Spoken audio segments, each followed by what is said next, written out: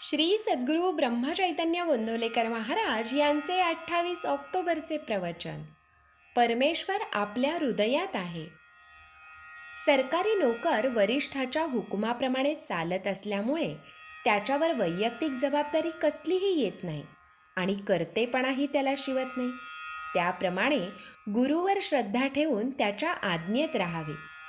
लाभ हानी देव जाणे, जबाबदारी गुरुवर, आणि तोच हे साधन करवीत असल्याने कर्तेपणाही त्याच्यावरच असणार. त्याच्याही पुढे म्हणजे जे जे काही हातून घडते ते सर्व त्याच्याच इच्छेने आणि सत्तेने घडते अशी दृढ भावना असली म्हणजे कर्तेपण सोडून अजिबात मोकळे होता येते. असे झाले म्हणजे जे जे आपल्या हातून घडते ती त्याचीच सेवा होते. मुख्य गोष्ट ही की परमात्मा आपल्या हृदयात आहे, आपण त्याच्यात आहोत, आपण तोच आहो अशी दृढ भावना पाहिजे. याच्या मधली पायरी म्हणजे परमात्म्याच्या नजरेखाली तो पाहत असताना आपण सर्व कर्मे करीत आहोत अशी जाणीव असणे आवश्यक आहे. यामुळे अभिमान सर्वस्वी जरी न गळला तरी आपल्या हातून वाईट कृत्य तरी घडायची नाहीत. क्षेत्राला क्षेत्रत्व आपण आपल्या भावनेने जर दिले नाही तर तिथे पाणी आणि दगडच आहेत. काशी गंगा असे म्हटले म्हणजे पवित्रतेचे संस्कार मनात उभे राहतात. पण तिथल्या राहणाऱ्या पुष्कळ लोकांचा तसा भाव नसल्यामुळे ते वर्षावर्षात स्नानासही जात नाही. यावरून त्यांना ते क्षेत्र असे वाटतच नाही असे दिसते.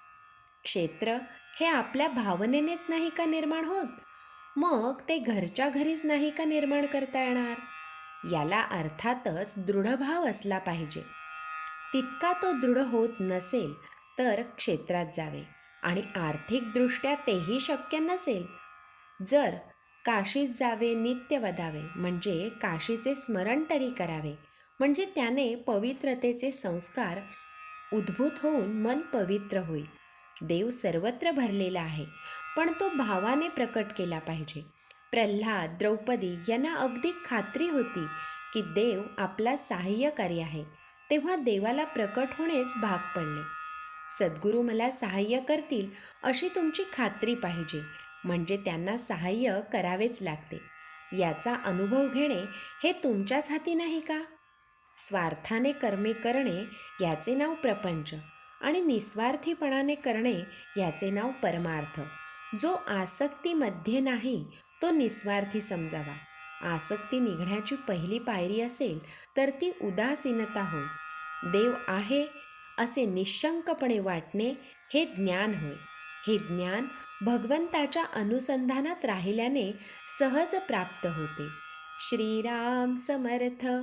उपासनेचा काही हेतू असेल तर तो राम आपल्या पाठीमागे उभा आहे ही भावना उत्पन्न करणे हा होय. श्री सद्गुरू ब्रह्मचैतन्य गोंदवलेकर महाराज की जय. जय जय रघुवीर समर्थ.